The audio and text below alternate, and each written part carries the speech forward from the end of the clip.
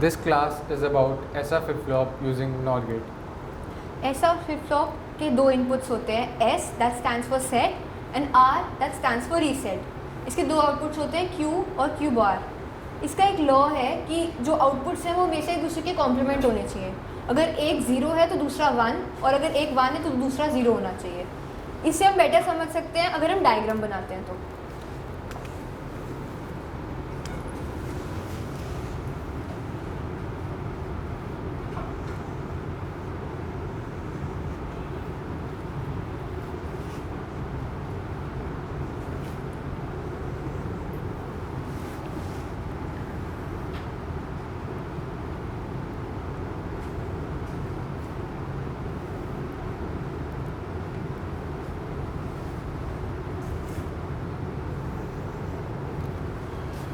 ये एक ऐसा फ्लिप फ्लॉप है जिसका एक इनपुट है S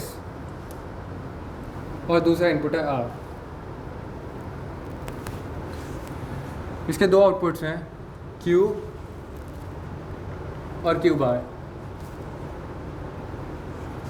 अब हम A का इनपुट को कनेक्ट कर रहे हैं B के आउटपुट से और उसी तरीके से B के इनपुट को कनेक्ट कर रहे हैं A के आउटपुट से. अब हम देख सकते हैं कि ये दोनों नॉर गेट है, NOR gate A, NOR gate B. चलो हम पहली कंडीशन लेकर देखते हैं. अगर हम S को 1 रखें और R को 0 रखें,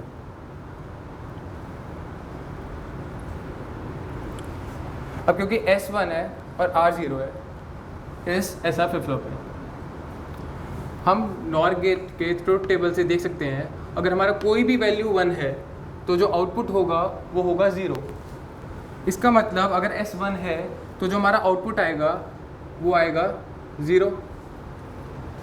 अब ये जो आउटपुट है ये इनपुट है नॉर गेट A का, तो इसका मतलब जो इसके अंदर इनपुट जा रहा है वो जा रहा है 0.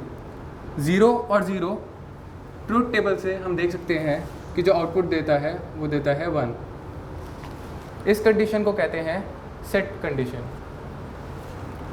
अब हम दूसरी कंडीशन लेकर देखते हैं. अगर हम S को 0 रखें, अगर S 0 है और R भी 0 है तो पुरानी वैल्यूज़ रिटेन्ड है यहाँ पर, ये 0 और ये 1. अब 0 और 1 हम नॉर गेट के ट्रुथ टेबल से देख सकते हैं कि जो आउटपुट आएगा वो आएगा 0 और उसी तरीके से 0 और 0 जो आउटपुट आएगा वो आएगा 1. इस हम देख सकते हैं कि इसका कोई चेंज नहीं आया. Q पहले भी वही था, अभी भी वही है, और Q बार भी 1 और 0. इसका मतलब ये नो चेंज वाली कंडीशन है.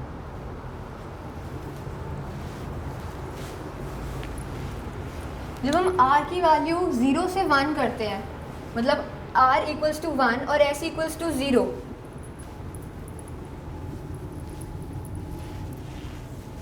R जब नॉर गेट से पास होगा, हमें पता है नॉर गेट के ट्रुथ टेबल से कि जब भी कोई भी इनपुट 1 होगा तो उसका आउटपुट 0 आएगा. मतलब Q 0 हो जाएगा और Q जो कि इनपुट है इस नॉर गेट का, दैट इज, अब ये दोनों इनपुट 0 है तो इसका आउटपुट आएगा 1. ये होती है reset condition SR flip flop की. जब हम R की वैल्यू 1 से 0 में बदलते हैं तो ये वैल्यूज़ जो है आउटपुट की वो यहाँ पर रिटेन रहेंगी. तो ये 0 और 1 जब इनपुट्स बनते हैं नॉर गेट A के तो इसका आउटपुट आएगा Q इक्वल्स टू 0. और जब ये दोनों जो इनपुट्स हैं 0 0, इसका आउटपुट आएगा 1. मतलब इसमें भी कोई चेंज नहीं हो रहा है, जो आउटपुट की वैल्यूज़ हैं वो सेम रह रही हैं. ये है नो चेंज कंडीशन. अब जब हम वैल्यूज R और S दोनों में 1 डालते हैं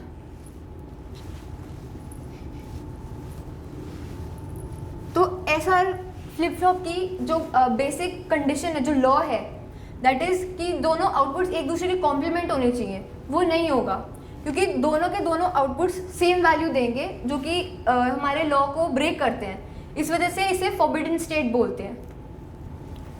हमें ध्यान रखना है कि कभी भी 1 और 1 की स्टेट नहीं आएगी ऐसा फ्लिप फ्लॉप में. बिकॉज ये बेसिक लॉ को ही वायलेट कर रहा है एसआर फ्लिप फ्लॉप के। इस वजह से 1-1 वाली कंडीशन जो होती है वो होती है फॉरबिडन।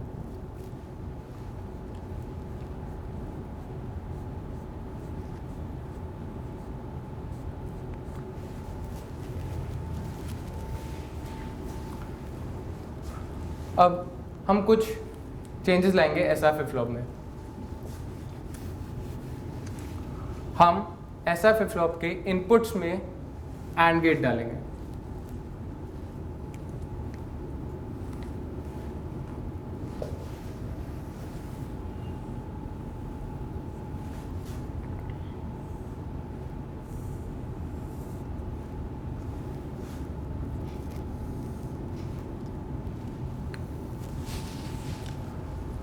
अब हम इन दोनों एंड गेट को कनेक्ट कर देंगे क्लॉक पल्स से।